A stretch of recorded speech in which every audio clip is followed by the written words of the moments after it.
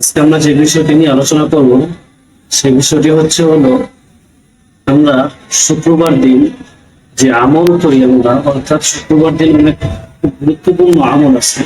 তো আমলের ভিতরে ছোট্ট একটি আমল হলো, আমরা যখন আসরের নামাজ আদায় করি, আসরের নামাজের পর একটি ছোট্ট আমল হলো আমরা করে নিব, অর্থাৎ 80 বার একটি ছোট্ট আমল করলে 80 বছরের গুনাহ আগে এবং পরে 80 বছরের গুনাহ মাফ করে দিবেন আল্লাহ তাআলা।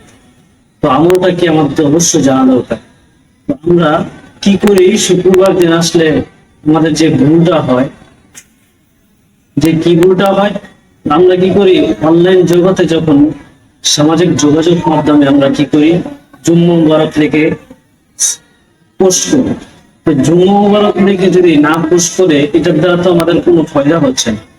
তো দেখা গেছে আমি যদি কোনো কিছু স্ট্যাটাস ছাড়ি, তো আমার স্ট্যাটাসের মাধ্যমে যদি কেউ উপকৃত হয়, যেরকম আমি যদি আল্লাহুম্মা সাল্লি আলা মুহাম্মদ এতটুকু শব্দ যদি আমি ফেসবুকে আমি ছাড়ি, তো যতগুলো মানুষ দেখবে এবং পড়বে, তারও সওয়াব হবে, আমারও সওয়াব হবে।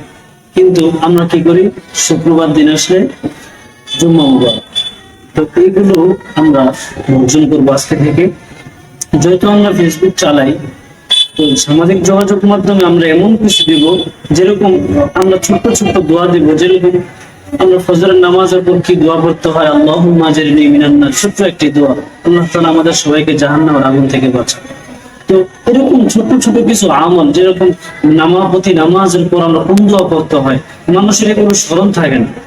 তো আমরা দেখা গেছে আমরা যদি আয়াতুল কুরসি প্রতি নামাজের পর আয়াতুল কুরসি করি, আয়াতুল কুরসি পর 4 ফুল করি, এরকম করে আমাদের ছোট্ট জীবনটাকে সাজিয়ে নিতে হবে এবং গুছিয়ে নিতে হবে।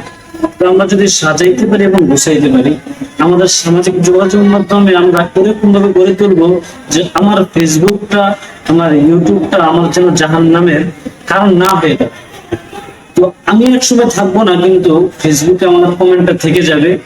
আমি এক সময় থাকবো না, আজকে যদি আমার হায়াত শেষ হয়ে যায়, আগামীকালকে হয়তো আমার কমেন্ট গুলো থেকে যাবে, আমার যে ভিডিও করা বা আমার যে স্ট্যাটাস দিয়েছিলাম আমি, এইগুলো থেকে যাবে।